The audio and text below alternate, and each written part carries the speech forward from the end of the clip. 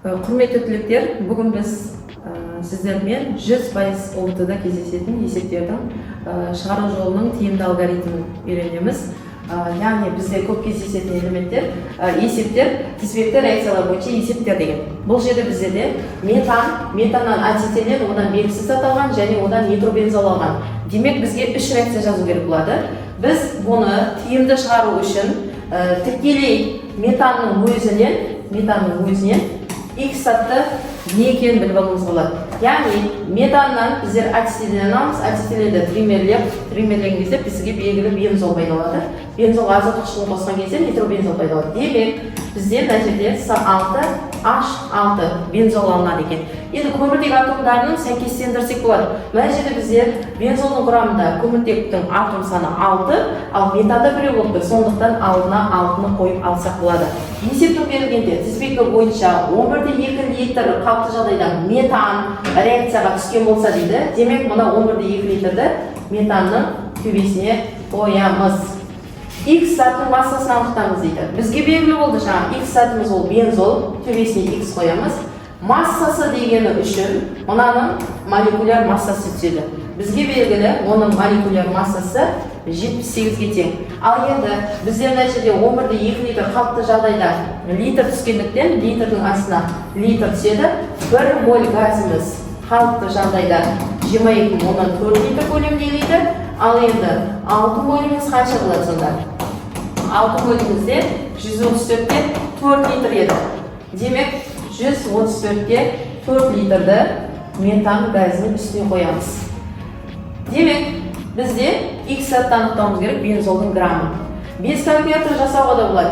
Астындағы сан мен үстіндегі сан үнемі салыстырылады. 134-те 4 дегенді 6-ға бөлген кезде, нешеге бөлген кезде 11,2 шығады дегені. Ол 12-ге бөлгенде.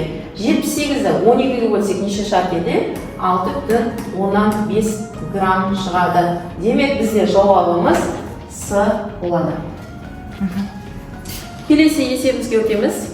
Бұл да күрделі есеп. Пиритен күкірт 4 оксиді, одан күкірт 6 оксиді және күкірт қышқылын алу керек. Және массасы 102,4 грамм пиритен алынатын массалық үлесі 65% болатын тығыздығы 1,5 күкірт қышқылының ерітіндідегі көлемі дейді. Яғни әр сәті шығыны сәйкесінше 85, 50 және 90% дейді. Біз мына жерде ізбез алатын кезінде 3 реакция, 4 реакцияны жазып отырудың қажеті жоқ. Яғни бізге керек пириттен алынатын күкірт қышқылы деп тұр мына жерде. Сондықтан тікелей күкірт қышқылын алып кетсек болады. H2SO4-ті. Бізге мына жерде күкірттің саны тең келу керек. 2 атом күкірт бар, мында 1 атом болып тұр. Сондықтан алдына 2-ні қойып аламыз. Есептің өзінде берілген бізге 102,4 граммды пиритке берген.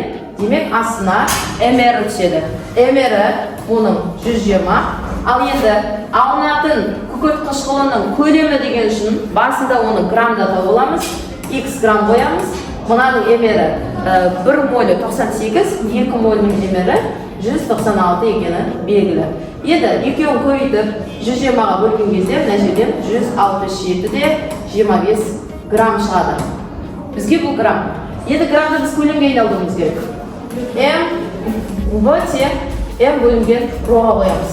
Яғни М-іміз 167-де 25 грамм, тығыздыққа берген 1,5. Бұл жерден шығады 111-де 5 миллилитрде шығады мынау.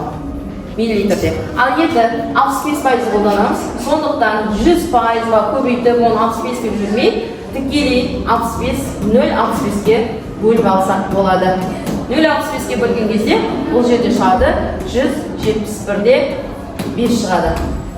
Енді шыққан 171-де 5-іміз миллилитрда еді.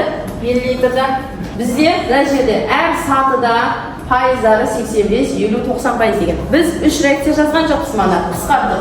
Сондықтан тікелей 171-де 5 көбейтеміз. Мынаны массалық үлестерде алып кетсек болады әрқайсысын. 0,85-ге көбейтіп, оны және 0,5-ге көбейтіп, және 0,9-ға көбейтіп, тікелей алсақ болады. Сонда бұл жерден жауап шығады 65-де 5 метр куб болып саналады. Жауабымыз сода бұл жерде F жауап болады екен.